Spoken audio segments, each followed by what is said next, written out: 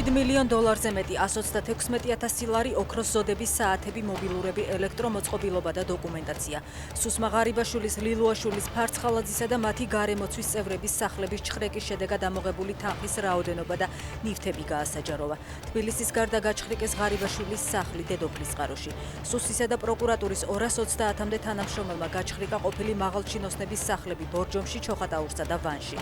ჩხრეკა ჩატარდა ეკონომიკის მინისტრის ყოფილი მოადგილის, უკვე დაპატიმრებული რომეო მიქაუტაძის, მიხეილ ჩოხელის, ვანო და თორნიკე პარკაულებისა და სანდრო ლილუაშვილის საცხოვრებლებშიც. ლატვიამ საქართველოს ორი მოქალაქე პერსონა ნონ გრატად გამოაცხადა და ქვეყანაში შესვლა განუსაზღვრელი ვადით აუკრძალა.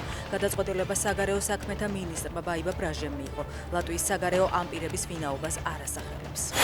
ირაკლი შაიშმელაშვილს აღკვეთის ღონისძიების სახით დაუსწრებლად პატიმრობა შეეფარდა. განსაკუთრებულ დავალებათა დეპარტამენტის ყოფილ მაღალჩინოსნას 4 ოქტომბრის აქციისთვის ხელისუფლების დამხობისაკენ საქვეყნოდ მოწოდებას ედავებიან.